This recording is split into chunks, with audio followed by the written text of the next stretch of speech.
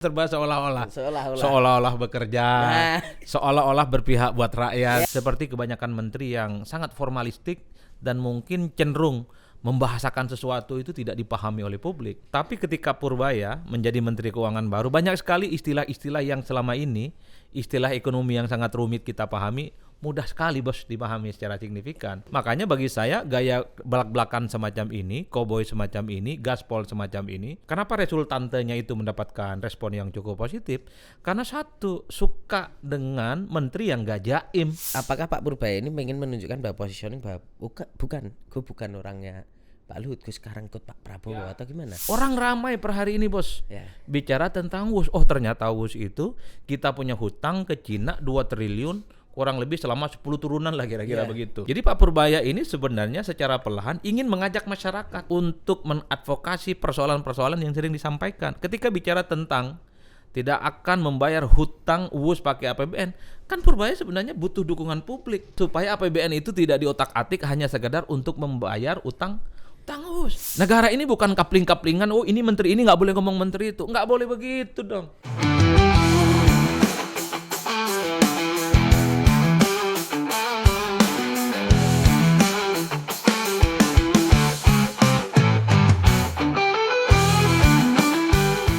Sahabat Kompas.com, bertemu lagi bersama saya Tatang Gurito di acara Kelas White unggulan nomor 1 Kompas.com. Gaspol, ngobrol ngegas pasti nampol. Hari ini saya sudah mendatangkan pengamat politik dari Win Syarif Hidayatullah, sekaligus permintaan banyak penonton Gaspol, Mas Adi Praitno. Apa katanya permintaannya Pak? Datangkan lagi Adi Praitno. Adi Praitno ini cerdas. Mantap Adi Praitno. Berapa nomor sepatumu, Bro? Langsung nih. Tapi bukan sepatu bekas yang diimpor ya. Bukan. Itu enggak. Ya, kita sudah mendatangkan Mas Adi Praitno. Selamat siang Mas Adi. Siang Mas Bro, gimana kabarnya? Ya, sehat Mas Adi. Mas Adi juga kayaknya kemana-mana sibuk terus ini ya. Mencari waktu Mas Adi ini kayaknya susah bener. Pura-pura sibuk loh. Kan harus hidup seolah-olah ya Mas ya. Kan semuanya serba seolah-olah. Seolah-olah bekerja, seolah-olah berpihak buat rakyat. Kalau termasuk juga seolah-olah sok sibuk gitu kan. Kalau di kelas kita yang rakyat seolah-olah punya duit kalau kita kan. Oke, jadi Mas Adi, kita itu pengen membahas soal Pak Koboi ini, Menkeu Purbaya kan banyak sekali menjadi sorotan, dan semenjak Pak Purbaya ada ini memang kayaknya jadi sering sekali di doorstop, statementnya itu jadi sering rame gitu Mas Adi. Nah, kalau Mas Adi sendiri melihat dari sudut pandang pengamat politik, sebenarnya pergantian atau cara Pak Prabowo memilih seorang Purbaya menggantikan Sri Mulyani ini murni karena memang nih orang jago banget di bidang fiskal, atau justru karena gaya komunikasinya yang koboi bener ini orang memang, dan Pak Prabowo kayaknya butuh gitu. Ya, bagi saya sebenarnya dengan hadirnya Pak Purbaya itu sederhana ya. Ini kan menegaskan bahwa banyak orang hebat dan penting di negara ini yang ngerti soal ekonomi, soal keuangan, termasuk juga soal fiskal. Kalau kita bicara tentang Menteri Keuangan, sejak hampir 3 presiden, itu kan the one and only, nyaris tidak pernah tergantikan Sri Mulyani. Seakan-akan di negara kita ini nggak pernah ada orang yang ngerti tentang uang, tentang fiskal. Wajar kalau kemudian ketika Purbaya jadi menteri yang baru itu kan ekspektasinya cukup tinggi. Wah, ini akan semacam antitesa. Sesuatu yang memberikan diferensiasi dan perbedaan signifikan dibandingkan dengan Sri Mulyani tentu saja. Dan ternyata memang dalam praktiknya kalau kita mau jujur ya, Pak Purbaya dalam banyak hal totally different dengan Sri Mulyani. Apa? Ya banyak hal yang dilakukan. Bagi saya yang disebut Pak Purbaya komunikasinya itu koboi bukan hanya soal komunikasi. Saya menangkapnya 2 hal justru. Pertama memang dari segi komunikasi. Pak Purbaya ini kan menggunakan istilah-istilah yang to the point, direct, langsung ke topik persoalan, tidak terlampau menggunakan istilah-istilah akademik seperti kebanyakan menteri yang sangat formalistik dan mungkin cenderung membahasakan sesuatu itu tidak dipahami oleh publik. Tapi ketika Purbaya menjadi Menteri Keuangan baru, banyak sekali istilah-istilah yang selama ini, istilah ekonomi yang sangat rumit kita pahami, mudah sekali bos dipahami secara signifikan. Ya. Makanya bagi saya gaya belak-belakan semacam ini, koboi semacam ini, gaspol semacam ini, kenapa resultantenya itu mendapatkan respon yang cukup positif? Karena satu, suka dengan menteri yang gak jaim. Kan selama ini kan kalau menteri itu ngomongnya ada begini-beginiannya Pak. Ya. Jadi A, B, C sampai Z-nya itu sudah diatur.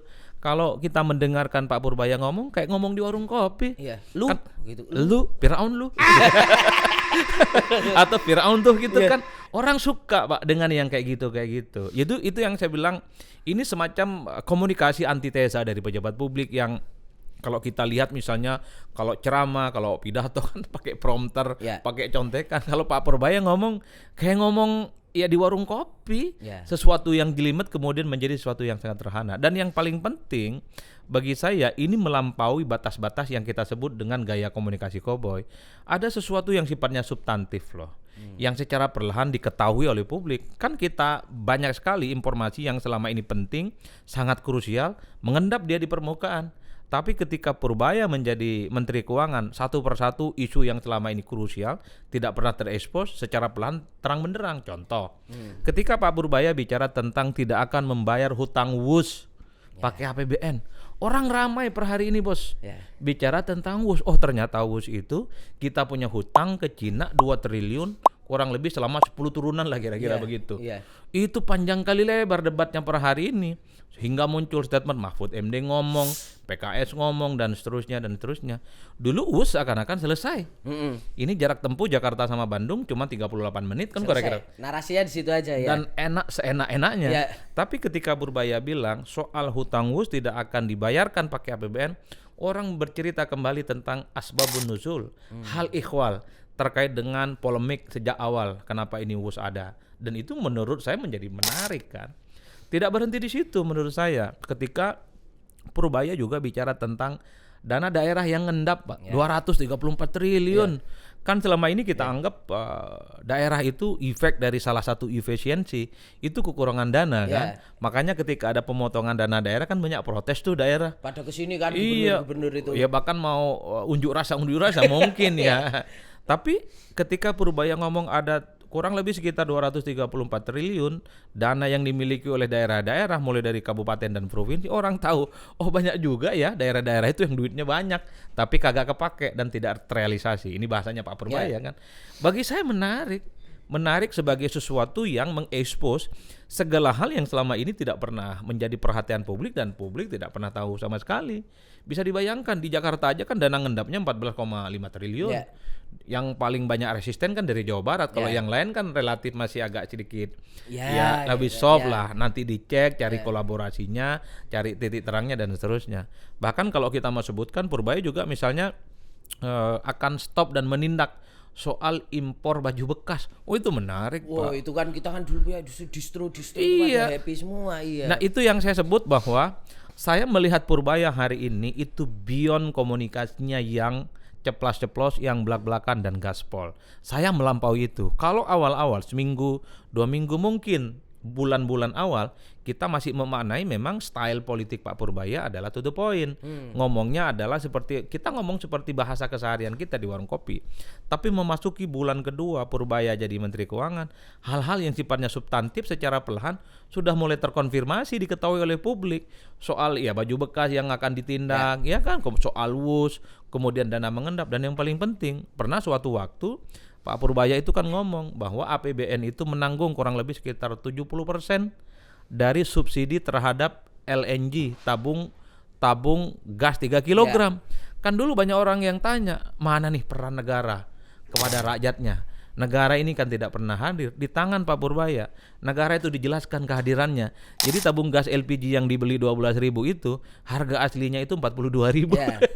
Dia bisa nge-share itu ya. Maksud saya adalah sesuatu yang terendap selama ini, tidak pernah terekspos oleh publik. Menurut saya di tangan Pak Purbaya semuanya serba terang benderang. Bagi saya ini cukup bagus lah untuk diteruskan supaya sesuatu itu publik tahu bagaimana seluk-beluk persoalan-persoalan yang ada di negara ini. Nah, terang benderangnya itu juga karena itu tadi komunikasinya mudah dipahami dan nggak jaim itu. Betul. Mudah, kemudian tanpa teks. Pak Purbaya kan kalau ngomong tanpa teks. Ajudan nyuruh pulang, ngapain lu suruh pulang kan nggak boleh. Dan cukup berani untuk menyampaikan sesuatu yang menurut Purbaya itu demi kebaikan untuk menata ekonomi, fiskal dan seterusnya. Terkait dengan endapan dana yang dimiliki oleh Pemda, kan harus kita pahami dong. Ya. Sebagai Menteri Keuangan yang baru, tentu Pak Purbaya itu sedang mentarget bagaimana pertumbuhan ekonomi di atas 5, sekian persen. Salah satu rumus dasar dari pertumbuhan ekonomi adalah belanja, adalah daya beli masyarakat. Kalau dana Pemda ini ngendap, daya beli masyarakat berkurang, ya ini tidak akan menjadi support yang cukup bagus dong buat fiskal dan pertumbuhan ekonomi.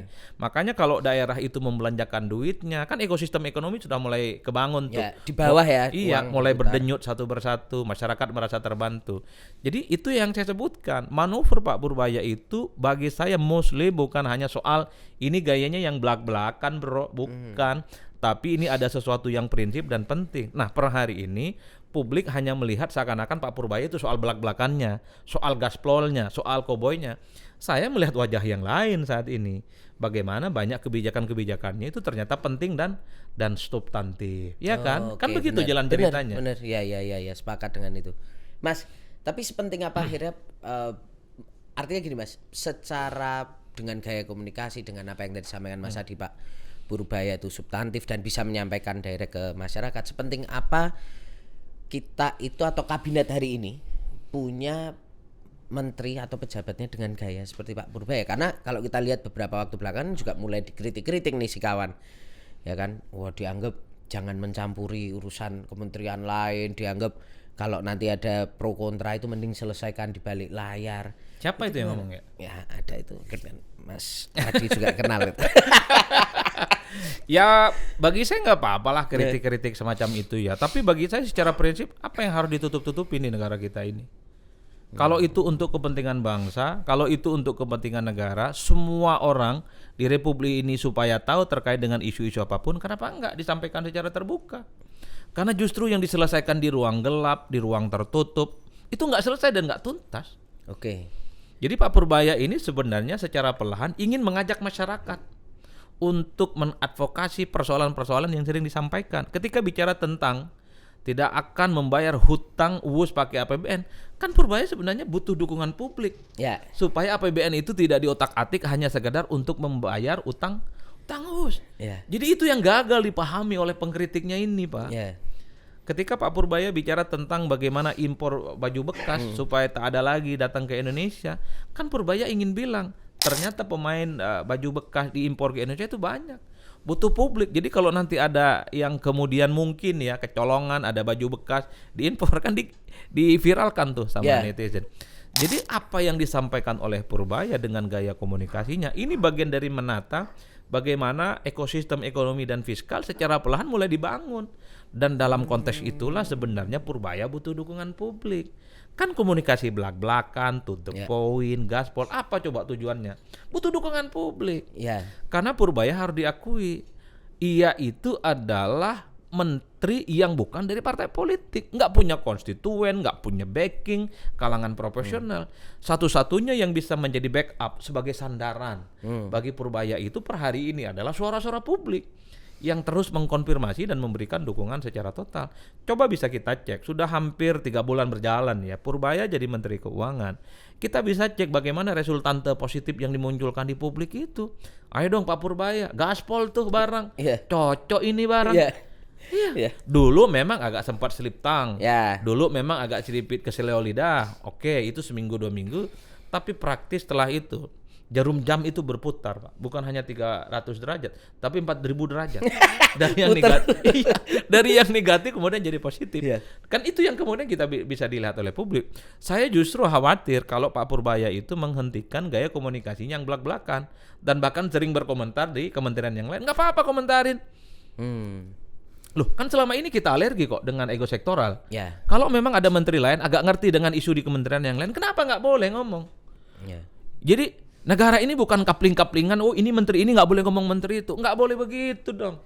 Jangan gitu malah ya. Iya, ini kawan. Jadi perlakukan Purbaya itu seperti kawan. Begitupun menteri yang lain menganggap kawan. Bukan rival ataupun sesuatu yang kemudian harus berhadapan-hadapan. Kan kayak gitu jalan ceritanya Pak. Kan selama ini kita tahu antar kementerian ada ego sektoral. Urusan koordinasi aja kadang berbulan-bulan, bertahun-tahun. Bahkan ada yang harus ganti rezim bos. Atau kadang rapat koordinasi juga nggak datang. Ya sore, rapat ya. koordinasi ya judulnya, tapi di dalamnya nggak koordinasi. Untuk apa? Ya. Jadi Purbaya ini sebenarnya dengan gayanya yang gaspol cowboy terbuka ini adalah ingin minta tolong publik, apapun yang diomongkan sebagai bentuk kebijakan, kalau tidak dilanjutkan publik nanti akan ingetin loh. Kalau tiba-tiba muncul wush, pasti ada yang ngingetin, Pak Purbaya inget ya, jangan pakai APBN buat bayar. Kan kayak gitu-gitu, Bos. Ya, benar. Itu yang saya sebut sebagai gaya komunikasi semacam ini menjadi penting adalah dukungan publik. Dan per hari ini ya publik galak-galak, Bos. Galak-galak itu dalam arti dia cukup aware dengan persoalan-persoalan yang dihadapi oleh negara kita. Ketika bicara tentang endapan dana yang dimiliki oleh Pemda, semua kan ngomong, oh iya ya, orang Jawa Barat ngomong, Jawa Tengah ngomong, Jawa Timur ngomong, Jakarta ngomong. Wah itu dana daerah kita kok nggak dibelanjakan tuh untuk ya stimulus, untuk menciptakan daya beli dan seterusnya dan seterusnya. Bagi saya penting dua hal itu adalah memang gaya komunikasi Purbaya yang belak-belakan, bahasanya yang sangat mudah dipahami. Yang kedua jangan lupa ada substansi yang sebenarnya secara langsung disampaikan kepada kita secara terbuka dalam berbagai isu itu. Itu Pak Purbaya. Cocok nggak jadi jubir? Cocok. Tapi kaget juga kalau nanti Mas Adi jadi jubir Menkeu. Wih, aneh juga. Nanti ada yang ngomong, Bismillah Komisaris. Enggak lah, enggak gitu-gitu amat lah gitu. Amat. Iya. Kita ini kan ngomong tanpa pamrih, Bro. Ya. Jadi niatnya lillahi ta'ala untuk kepentingan bangsa dan negara. Asik. Kalau ada yang muji alhamdulillah, yang ngata-ngatain juga alhamdulillah. Semuanya ya kita syukuri aja Mas ya. Kalau nggak mau pro dan kontra hidup di surga aja. Nah, itu. Nah, Mas. Tapi Mas Adi termasuk orang yang pertama lihat Pak Purbaya ketika masuk itu profilnya agak meragukan nggak? Karena kalau aku lihat kan gini, sempat dijudulin sama beberapa media itu kan akhirnya orang Luhut. Karena memang dulu kalau kita lihat track recordnya kayak seperti apa KSP atau apa gitu ya, bareng sama Luhut dan lain sebagainya. LPS. Jadi Ya, LPS. di KSP juga pernah. KSP dan cenderung punya kedekatan sama Pak Luhut. Ya. Tapi tiba-tiba ketika sekarang ngomong, "Wus." Terus yang apa family office itu kan misalkan ya kayaknya terkait sama Pak Luhut, tapi beliau berani nyikat situ. Ini Mas Adi kita melihatnya secara komunikasi politik, apakah Pak Purbaya ini ingin menunjukkan bahwa positioning bahwa bukan orangnya Pak Luhut, sekarang ikut Pak Prabowo atau gimana? Problem terbesar di kita itu kalau ada reshuffle menteri, ada pergantian dengan menteri yang baru, pasti yang ditanya orangnya siapa. Ya. Ini partai apa nih? Oh oke, bukan partai profesional, orangnya siapa nih? Dari blok A, blok B, blok C, atau blok M, blok Madura. Ya harus kita akui Pak Purbaya itu tidak familiar. Ya. Soal itu saya harus kita akui minimal di kalangan bagi pegiat demokrasi ataupun pegiat ekonomi. Kan kalau bicara tentang ekonomi ya pasti Menteri Keuangan yang rising star dan nyaris tak ada gantinya. Satu-satunya bintang yang seakan-akan bersinar. Siapa ini Pak Purbaya kan kira-kira begitu. Apalagi saat konferensi pers setelah dilantik kan kemudian selip tang tuh. Ketika ditanya apa alasan dipilih jadi Menteri Keuangan, mungkin gue jago kali. Orang udah langsung wah songong nih gitu kan. Bukan hanya songong, orang kok nggak ilmiah banget jawabannya, nggak intelek karena ngomongannya begitu. Agak beda dengan Sri Mulyani kalau ngomong dia pakai istilah yang sangat akademik gitu ya. Istilah-istilah yang sangat teknokratik dalam bidang ekonomi. Purbaya loh, nih orang udah nggak dikenal ngomongnya kok langsung Mbak Bibu begini. Orang langsung nanya, kira-kira nih siapa yang membuat Pak Purbaya jadi menteri? Oh dia adalah orangnya Luhut dan seterusnya. Itu kan pembicaraan di mediamu juga ada, tuh aku baca kan. Tapi kalau dalam perjalanannya justru dalam banyak hal ya Pak Purbaya ya berseberangan betul dengan Pak Luhut soal family office dan seterusnya. Itulah yang kemudian secara perlahan memang Pak Purbaya ya terkonfirmasi per hari ini adalah menteri yang tentu saja tidak memiliki afiliasi dan irisan apapun dengan salah satu pihak ataupun figur tertentu. Dan yang saya tangkap dari Purbaya cuma satu. Saya itu cuma diperintah oleh presiden. Nah itulah. Jadi Purbaya itu adalah orangnya presiden. Republik, bukan orang yang lain. Kan sederhana itu aja. Betul. Jadi saya melihat kenapa Pak Purbaya gaspol begini, Mas Bro. Ya karena memang pastinya pemerintah presiden happy. Kalau nggak happy pasti minta diberhentikan nih barang. Jangan bikin gaduh dong, jangan bikin huru hara dong, jangan bikin keributan dong. Ini nggak bagus ke publik. Tapi nyatanya dibiarkan kok 2 bulan. Berturut-turut manuver-manuver Pak Purbaya. Itu artinya apa? Yang dilakukan oleh Pak Purbaya dianggap on the right track. Itu sudah dianggap di jalan yang benar. ihdinas sirotol mustaqim. Tebal Pak, tebal. Namanya kalau sebut-sebut kita anak UIN. Iya, harus muncul itu ya. Jadi yang saya tangkap dari Pak Purbaya saya itu adalah disuruh dan diperintah oleh Presiden. Jadi per hari ini itu kalau mau tanya Pak Purbaya orangnya siapa, orangnya Presiden, bukan orangnya yang lain. Artinya Mas Adi juga melihat berarti tembakannya Pak Purbaya kemana-mana nih. Ke WUS lah soal impor ilegal, bahkan kan Dirjen Bea Cukai juga beberapa kali dia ingetin tuh ya kan. Terus macam-macam ini Cortex juga tuh Mas, Cortex. Itu berarti memang akhirnya atas restu Pak Prabowo. Ya kan kita tahu bahwa menteri itu adalah pembantu presiden. Itu saja. Dan kita dengarkan kemarin statement dari Pak Purbaya bahwa apapun yang ia lakukan itu adalah perintah dari presiden. Bahkan lebih halus kata dia, versi yang lebih halus. Perintah. Dan itu pengakuan dari Pak Purbaya, bukan kita baca dari media ataupun dari tafsir-tafsir. Kan itu sampai sekarang masih dicetak tebal tuh sama media. Purbaya mengaku segala sesuatunya diperintah oleh presiden. Ya itulah yang saya sebutkan, diketahui persis oleh presiden. Oleh karena itu kalau kita mau jujur, apapun yang dilakukan oleh Pak Purbaya hari ini, kenapa selalu menjadi expose berita yang menarik diperbincangkan? Karena hal-hal yang selama ini tidak tersentuh tiba-tiba tersentuh. Dulu kan kita bicara tentang impor baju bekas sejak lama dari pemerintahan sebelumnya. Tapi ini kan peristiwanya seakan-akan berulang. Tidak ada solusi, tidak ada manuver-manuver yang menghentikan itu semua.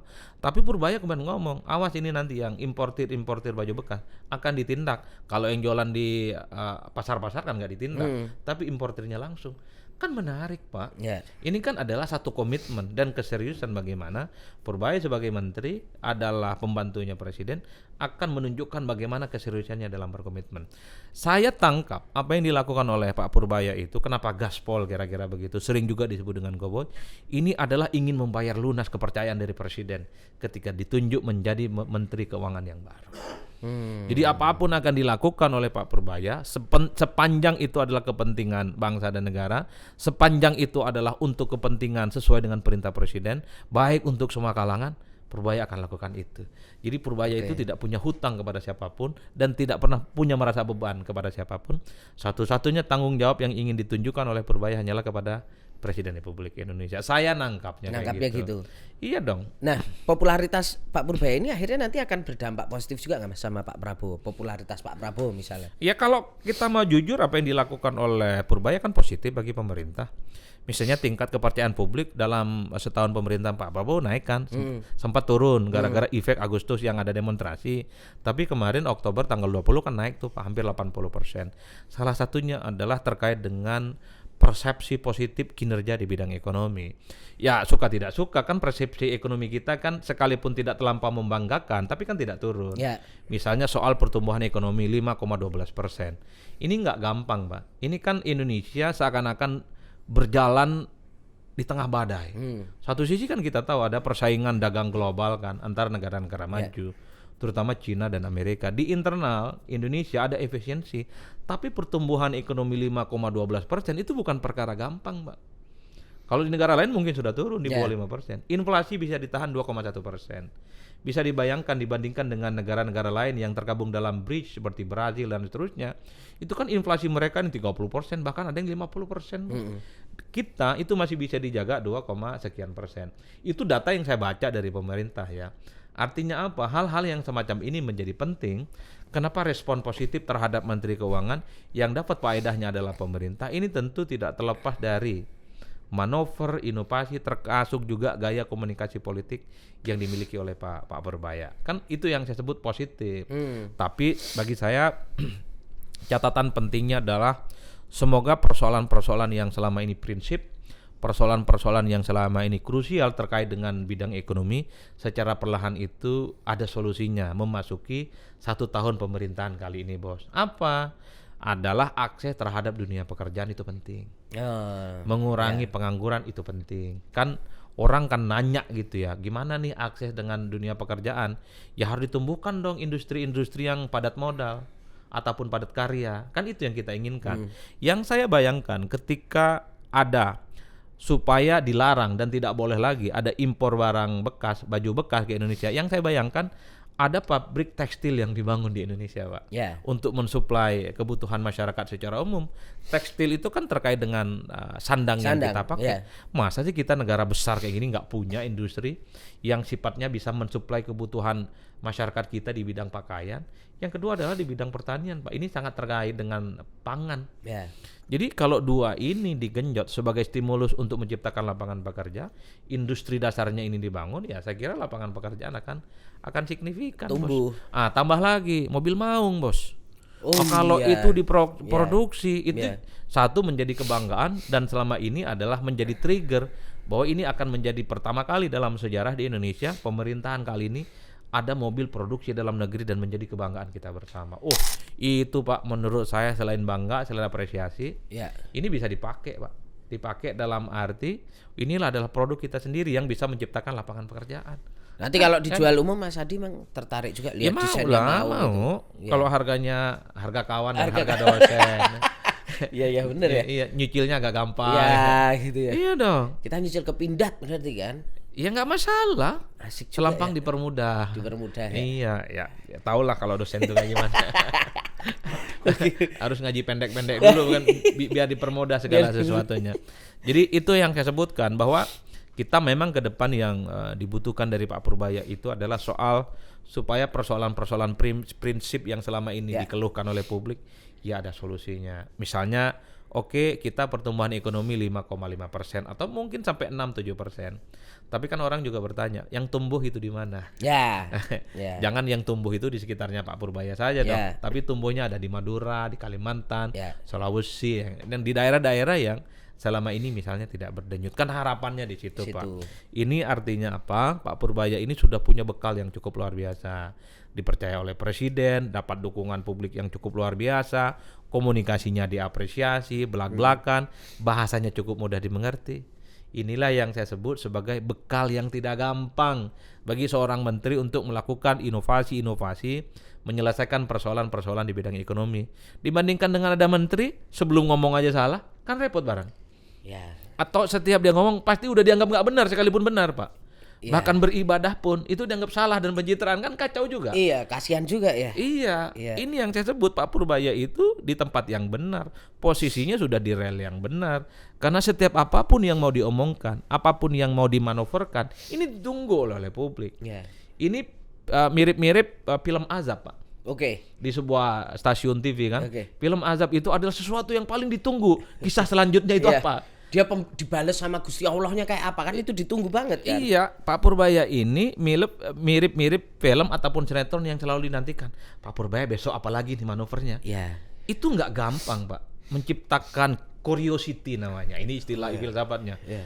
Menciptakan kepo, rasa ingin tahu di kalangan masyarakat apa tiap hari yang ingin dilakukan oleh Pak Purbaya. Ya. Itulah yang saya sebutkan. Jadi bandul magnet kinerja menteri memang ada di Pak Purbaya. Itulah yang saya sebutkan tidak terjadi pada sejumlah menteri yang lain. Kalau menteri yang lain itu udah persiapan mau konferensi pers, kan orang sudah hambar, Pak. Ya. Segitu-gitu aja awak udah tahu apa yang kau mau, yang diomongin juga gitu-gitu aja. Kan itu yang saya sebutkan. Mumpung lagi di atas gitu ya. Di puncak rising star-nya ini Pak Purbaya, setiap omongannya ditunggu oleh publik, ya lakukan segala sesuatu untuk kebaikan bangsa dan negara. Mantap nggak tuh? Mantap. Itu pesannya mantap itu. Mantap dong. Tapi keluasan itu kan juga nggak akan mungkin muncul kalau tadi kita bahas kan tanpa restu Pak Prabowo, tanpa arahan Pak Prabowo. Artinya Mas Hadi, jangan-jangan menteri yang lain itu tidak punya restu atau kedekatan yang sama. Nah, itu kan bisa jadi Mas Hadi. Ya, kalau saya sih normatif lah ya. Semua menteri pasti dapat arahan, dapat pandangan dan perintah dari presiden untuk bekerja maksimal sesuai dengan tupoksinya masing-masing. Tapi sekali lagi, kerja-kerja pejabat publik itu kan tidak gampang untuk mendapatkan respon positif, mendapatkan tanggapan positif dari publik ya. Satu, memang ada beberapa menteri yang memang sejak kehadirannya jadi menteri itu sudah mengundang kontroversi. Ya. Ada yang juga ini mirip-mirip buzzer, ini mirip-mirip kelompok tertentu. Ya. Jadi apa namanya ya? Itu sudah punya cacat bawaan sejak awal. Apa sih kalau orang punya cacat bawaan itu? Jadi sekalipun yang dianggap itu benar, sekalipun yang dilakukan itu baik dan betul, publik hopeless. Segitu aja, nggak ada gunanya. Nah, itulah yang saya sebutkan. Saya termasuk yang meyakini bahwa apa yang terjadi pada Pak Purbaya dan tentu ada sejumlah menteri yang lain, ini tentu pada posisi yang sudah tepat ya, sebagai bekal bagaimana melakukan eksodus kinerja yang jauh lebih terukur dan lebih akurat. Jadi kan kalau Pak Purbaya ini kan hampir kita dapat segala-galanya, Bos. Ya. Belak-belakannya dapat, gaspolnya dapat, koboynya dapat, bahasa sederhananya dapat, Firaun kau lu dapat kan statement beliau kan kemarin. Itu saya suka banget itu istilah itu. Firaun dong. Saya suka banget itu. Itu istilah-istilah yang sering kita sampaikan juga dulu di pesantren dan di kos-kosan waktu beliau. Apalagi dapat semua, Pak. Dapat semua. Yang paling banyak ditunggu adalah soal diferensiasi di bidang ekonomi. Bagaimana Pak Purbaya sebagai Menteri Keuangan dianggap sebagai antitesa dari Menteri Keuangan sebelumnya, Sri Mulyani mampu memberikan sentuhan-sentuhan yang dingin di mana persoalan ekonomi dan keuangan kita itu selesai. Oh, kalau itu yang terjadi sangat luar biasa.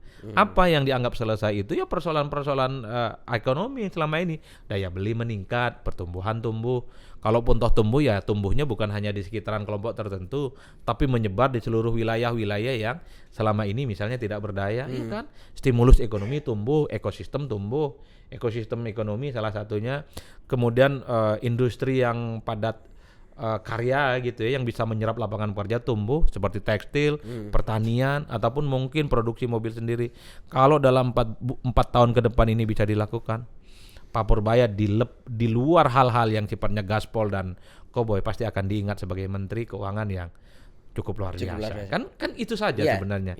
Kita sudah dapat semuanya kok dari Pak Purbaya. 2 bulan jadi menteri, gaspolnya dapat, ya nggak belak-belakannya dapat. Yang ditunggu adalah soal, yuk Pak Purbaya mumpung lagi dapat dukungan, tunjukkan bahwa persoalan-persoalan di bidang ekonomi, hal-hal yang selama ini tidak beres, mulai dari pajak, mulai dari kortek dan seterusnya selesai ketika Pak Purbaya dipercaya menjadi Menteri Keuangan yang baru.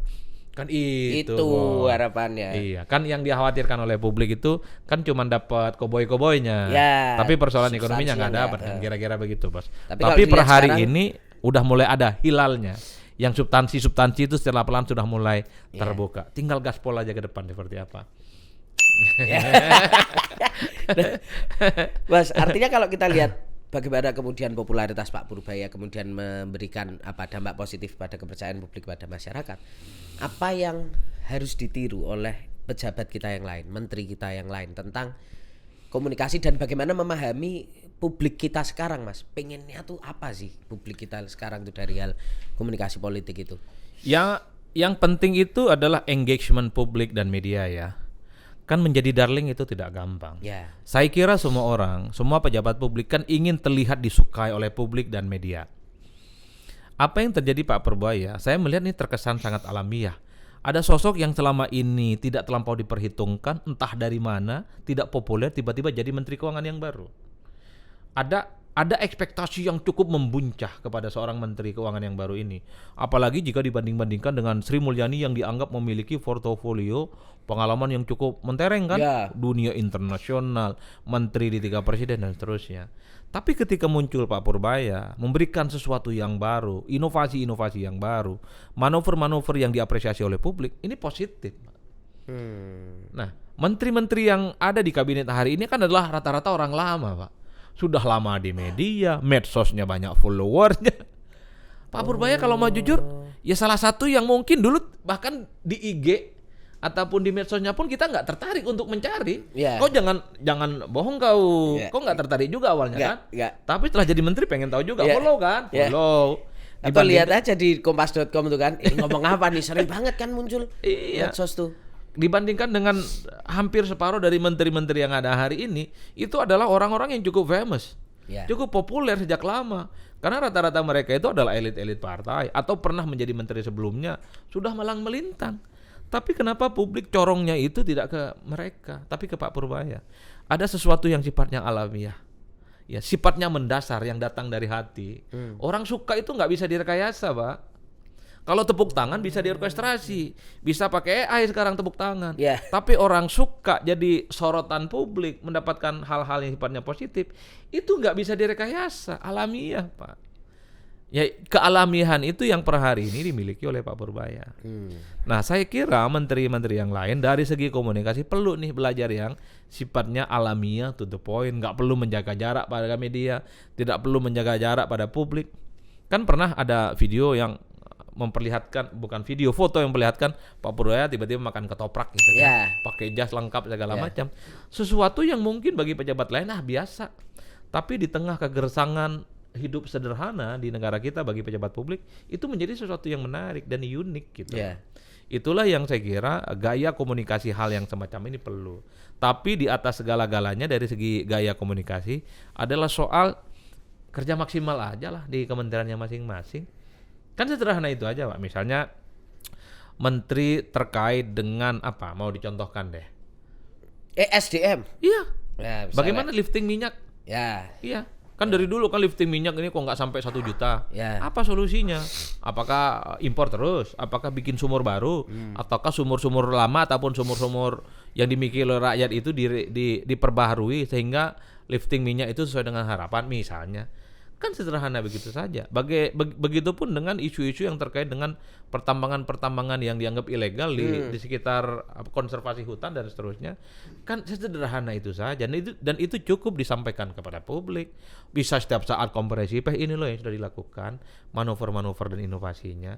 Yang membuat orang tidak respect terhadap kinerja menteri itu karena ada persoalan yang terulang dari dulu hingga saat ini nggak ada solusinya.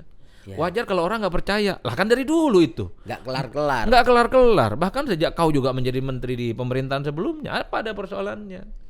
Jadi hal-hal yang semacam inilah yang kemudian membuat kenapa Purbaya itu relatif agak spesial di depan publik dan media ya, dibandingkan dengan yang lain. Karena baru tentu saja, karena kalau kita mau jujur ya Pak Purbaya kan tidak punya korespondensi pejabat publik, tidak pernah dihitung pernah menjadi menteri misalnya. Jadi catatan hitam putihnya nggak ada gitu lah Bos. Jadi di situ. Nah yang kedua kalau Pak Purbaya itu dilihat ya mungkin karena menteri baru Pak. Jadi semangat kerjanya berlipat ganda. Langsung gaspol Pak, langsung wush. Kalau yang lain mungkin karena sudah jadi pejabat itu udah sering jadi menteri gonta-ganti, ganti presiden sering, sudah jadi ketua ini itu sering dan seterusnya. Jadi mau gaspol tuh buat apa sih gitu. Udah tahu. Iya, posisi masih aman, banyak konstituen, ya kan banyak dukungan. Mungkin ya.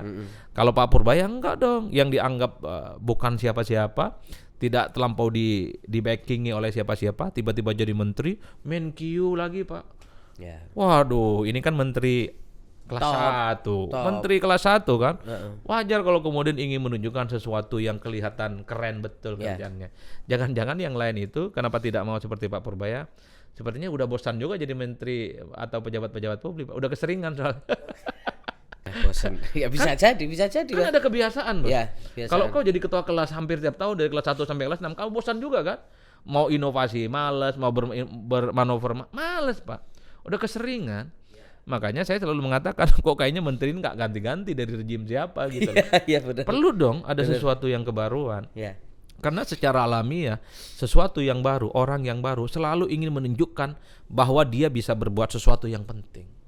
Orang-orang lama kreativitasnya mandul, seringkali terjebak pada zona nyaman dan menganggap bahwa segala sesuatu itu dia bisa kendalikan tanpa harus bekerja keras sekalipun, Pak. Itu orang lama, Bu.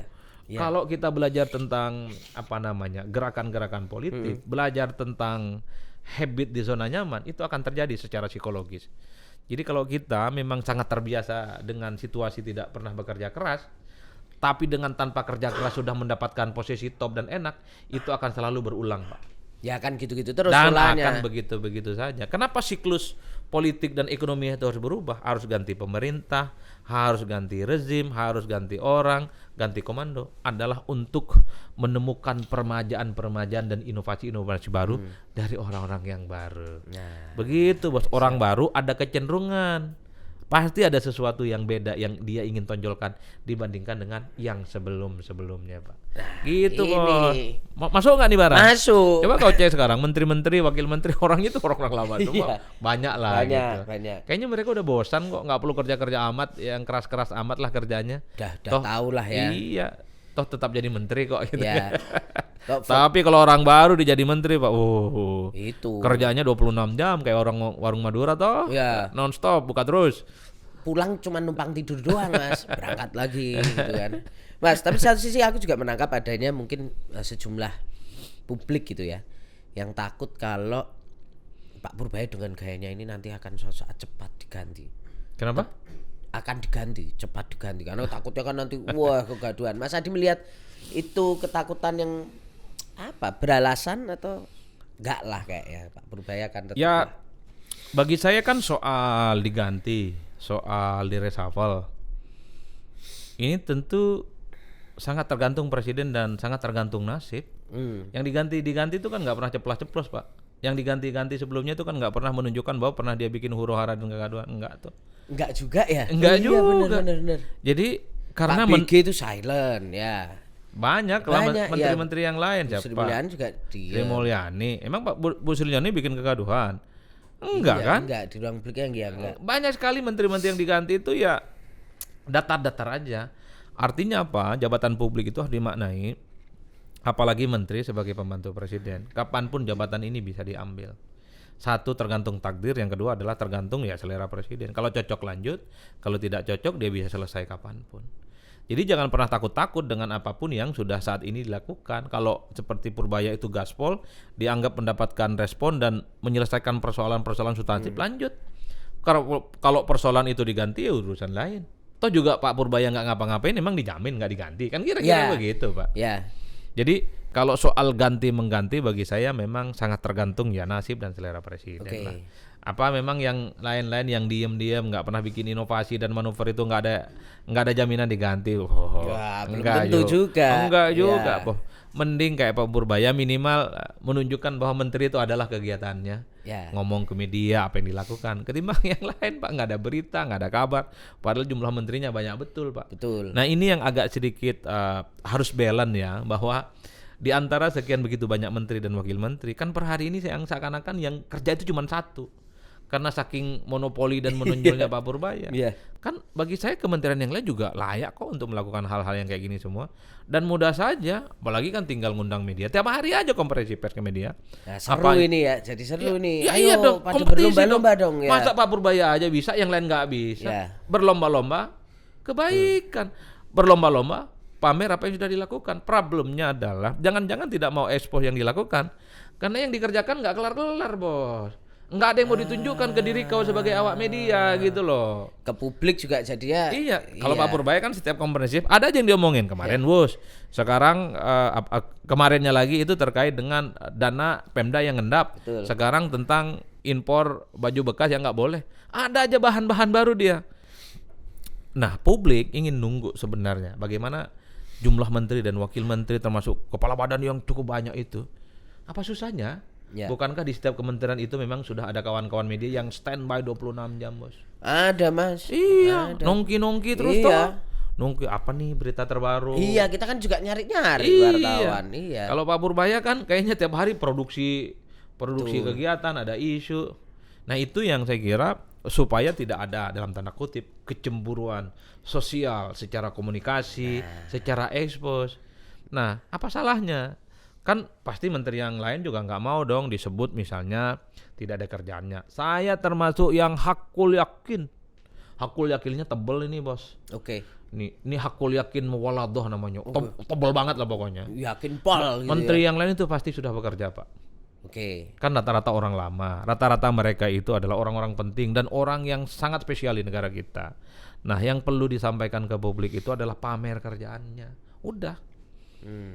Iya dong, pamer dong kerjaannya, biar tahu juga, biar kita kasih apresiasi juga, Bos. Karena sepanjang menteri ini tawadu nggak, tahu nggak, dia tidak mau menunjukkan apa yang dilakukan. Sepanjang itu juga orang bertanya-tanya apa yang dilakukan. Atau gini juga, Mas, kalau aku melihat nggak mau menyampaikan apa yang sudah dilakukan, atau kadang-kadang apa yang ingin dilakukan berkebalikan sama keinginan publik. Itu gimana bacanya? Iya, bisa saja begitu. Iya kan? Bisa saja begitu. Tapi bagi saya adalah sepanjang kementerian yang lain itu ada sesuai dengan kebutuhan tupoksinya, kira-kira begitu ya. Sepanjang itu pula jangan pernah menyampaikan secara terbuka kepada publik. Yang paling penting kerjaannya itu benar, sesuai dengan prosedur dan sesuai dengan ekspektasi masyarakat secara umum. Kalau itu yang terjadi maka udahlah, tutup mata aja, sampaikan aja secara terbuka. Media standby 24 jam untuk memberitakan secara seksama. Iya toh? Iya, sekarang ketika muncul soal kekisruhan WUS, kan orang ingin dengar juga bagaimana skenario bayarnya. Ya. Nah, jadi pihak-pihak yang dianggap punya tanggung jawab untuk membayar hutang terhadap WUS, speak up dong. Apa rencana-rencananya dong? Jangan hanya Pak Purbaya yang bilang nggak mau. Awak nggak mau bayar ini pakai APBN. Kan satu sisi, ayo dong sisi yang lain. Yang dianggap punya hak untuk membayar ini apa? Tapi kan setelah Pak Purbaya ngomong, Pak Luhut jadi ngomong, Pak Jokowi bahkan juga jadi menjelaskan. Iya nggak apa-apa, yang paling penting harus jadi kebijakan, gitu loh. Kan bagus menurut saya. Kan selama ini tidak pernah diketahui oleh publik, ngomong satu persatu. Ataupun misalnya ketika menolak impor baju bekas, ayo dong pihak-pihak yang selama ini mungkin ada kaitan-kaitan dengan itu, ngomong dong. Bahwa misalnya jangan-jangan impor baju bekas diperbolehkan selama ini, ada regulasinya selama ini, diperbolehkan selama ini, ngomong aja terbuka, biar jelas ini. Kan kalau per hari ini seakan-akan informasinya cuma satu arah. Iya, benar. Nah, biar ada cover both side namanya, ya kan? Biar ada informasi berimbang gitu loh.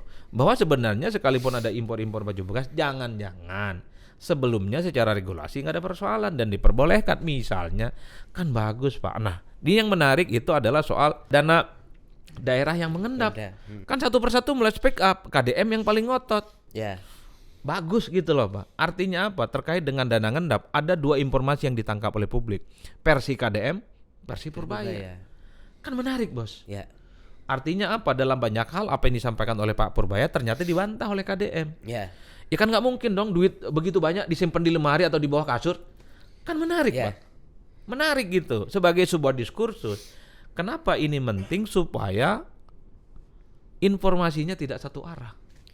Kenapa membuat Pak Purbaya itu menjadi satu-satunya sorotan hari ini?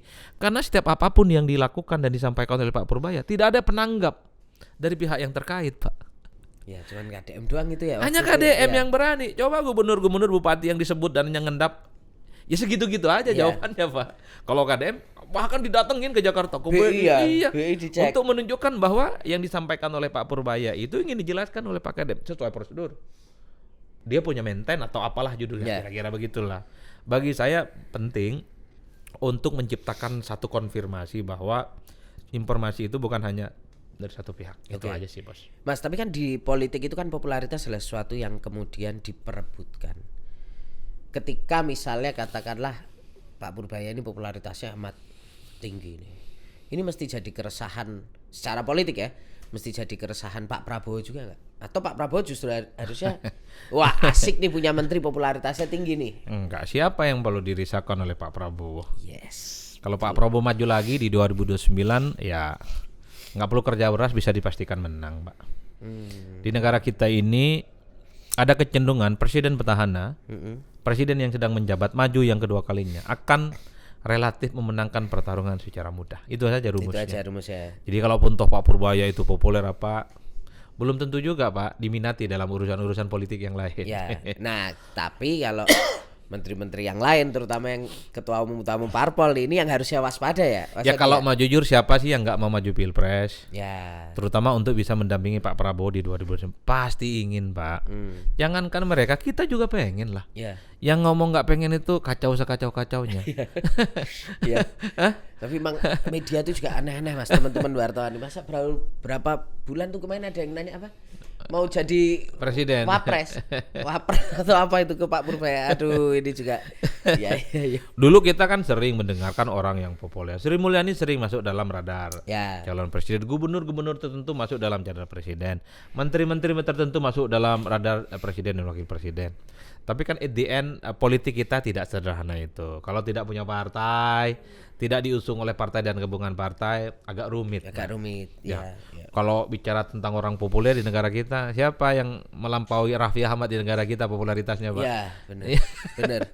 Tapi kan nggak punya nasib bisa maju kan kira-kira begitu. Belum tentu juga. Ya. Jadi pertanyaan awak media kemarin udah dikait-kaitkan dengan kejauhan Pak, Belanda masih jauh. Jadi populer dalam sektor kerja belum tentu populer dalam urusan-urusan politik elektoral, itu saja. Per hari ini ya Kan kita dulu KDM juga dikait-kaitkan dengan 2029 nih. Ya. Tapi belakangan orang udah berhenti ngomong pindah ke Purbaya. Nanti kalau ada yang populer lagi, Purbaya ditinggalin tuh, Pak. Tinggal geser lagi ke siapa? Selalu gitu ya. Kita itu kayak di film-film SMA itu, Pak. Kayak cinta monyet, Pak. Hari ini suka orang, besok pindah ke lain hati. Ya itu kesukaan publik masyarakat kita itu, Pak. Hari ini benci, besok bisa jadi suka. Itu adalah masyarakat kita, sangat tergantung momentum. Siapa yang menjamin bahwa kesukaan ke Pak Purbaya ini akan terus bertahan? Gak ada yang jamin, Pak. Siapa tahu di kemudian hari ketika Pak Purbaya itu tidak lagi belak-belakan, tidak lagi gaspol, tidak menyampaikan terbuka apa yang sudah dilakukan, orang ya ini gimmick-gimmick aja. Ini cuman ornamen-ornamen aja. Kan orang nunggu sampai kapan nih stamina gaspol-gaspolnya kayak gini, Pak. Kan orang nganggap ini wajar lah menteri baru gaspol dong gitu kan. Tapi seberapa kuat stamina gaspol kayak gini hingga 2029 akan terus berlanjut. Itu nggak mudah, Pak. Ya butuh konsistensi, butuh kerja keras, dan tentu saja adalah kerja-kerja sebagai Menteri Keuangan yang cukup terukur lah kira-kira begitu, Pak. Tapi modalnya sudah ada. Ya enggak? Modalnya sudah ada, manuvernya sudah ada, dukungan publiknya sudah ada, gebrakan-gebrakan substantifnya sudah ada. Tinggal ke depan hal-hal yang selama ini menjadi problem, persoalan yang tidak pernah tuntas menjadi tuntas. Itu saja sih. Mantap nggak tuh? Mantap dong. Itu baik. Kayaknya itu udah cukup sekali, banyak sekali yang kita pelajari di Mas Adi, terutama soal komunikasi publik. Mas Adi matur nuwun. Suwun Bos, suwun ya, aman ya. Aman banget. Moga-moga selalu sehat dalam aktivitas muter-muter ke sana sini ini Mas Adi ini Bang. Luar biasa. Bismillah bukan komisaris. Bismillah bukan komisaris. Ya kita mah gini-gini aja Mas Adi ya, gini-gini aja kita ya. Apa kita kan rakyat, Pak. Kita mencintai bangsa dan negara ini dengan cara kita masing-masing. Asik. Ya, gitu. Jangan pernah kau ragukan cinta awak kepada bangsa ini, Pak. Oke. Gitu sahabat Kimas.com, semoga bisa memetik pelajaran ataupun hal-hal baik lah dari obrolan bersama dengan Mas Adi Prayitno. Semoga viewsnya gede, meledak ya. Komentar-komentar yang positif ya, komentar negatif ya, komentar aja tapi tidak akan dibaca ya. Gitu. Apalagi dilaporkan. Ya. Gitu. Harga saya Tata Gurito, terima kasih banyak. Kita bertemu lagi di Ngegas dan Nampol selanjutnya. Bye bye.